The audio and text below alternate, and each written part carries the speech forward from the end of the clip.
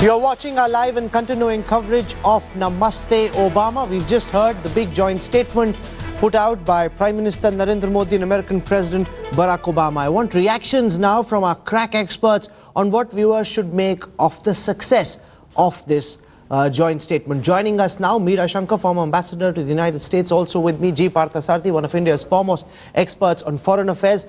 Also with us, Veena Sikri, former diplomat. And with us on an Obi-Wan is Rajiv Dogra, former diplomat. I want to start in order of seniority with Mr. Parthasarathy. Mr. Parthasarathy, your big takeaways on this joint statement. How successful do you think the visit has been so far? Look, I think the visit takes place at a time when there is increasing confidence in the United States that after Mr. Modi's election, it is clear that the Indian economy is set for a high growth path. The IMF has already said that by 2016 we'll exceed China's rate of growth. So that is the starting point, a vibrant India. Second, they see India as a balancing factor for growing Chinese power and assertiveness in Asia. Hence, many things fall into line. First, from their side, a readiness for transfer of defense technology. I think specific areas ranging from what we need for the indigenous aircraft carrier to drones to artillery. There's a whole range of things which they can do to boost our defenses. Most important, it sends a message to China and the rest of the world that now India's defense options are very wide. We can get from the Americans, the Russians, the Israelis and the Europeans. China does not have that access to foreign technology for weapons. So I think on the defense side, this is crucial. Plus, we have shown now that the earlier inhibitions we had about in exercises in defense, of exercising together with Japan, United States, all those inhibitions are going. We are now prepared to have joint exercises across the board. So in strategic terms, what you are seeing is in the United States strengthening enough India, or a readiness thus far, to provide a stable balance of power in an Asia which will not be dominated by China or fear China. That is the largest strategy. Second, terrorism counterintelligence. I think this is going to expand from what the comments we saw, because we both see terrorism as a problem. They have addressed our concerns on Afghanistan somewhat by saying that, they're not walking away as such from Afghanistan. Finally, on the nuclear issue, there were this major concern that they had about our nuclear legislation. That has been clarified by agreeing that we'll all join together, because the liability of the provider spares and so on is there for 5 years. That period will be a comprehensive pool to which everybody will contribute to build up a future reserve in the case of any nuclear accidents. And then the fear that the law of torts, individuals for frivolous reasons suing the suppliers of individual components for the American reactor. I think both these have been addressed. More details about how precisely it will be done, will it be by an exchange of letter, clarification and so on.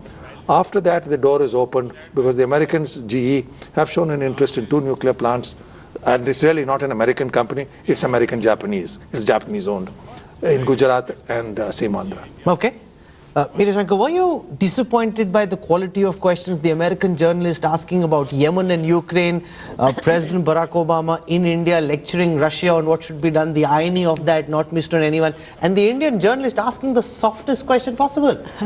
Well, I think that's a question you have to address to the media, but I think that quite often we find that when leaders are addressing such joint press conferences, domestic priorities or domestic constituencies sometimes tend to dominate.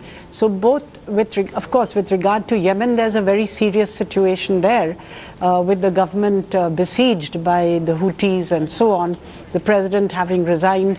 And it's one of the countries which really is in a situation where it could be a failing state. So Yemen is a cause of international concern. It's not something which you could take lightly.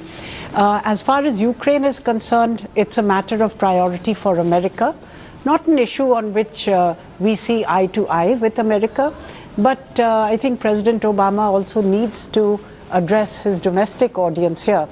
As far as the Indian media is concerned, I think they've been extremely gentle.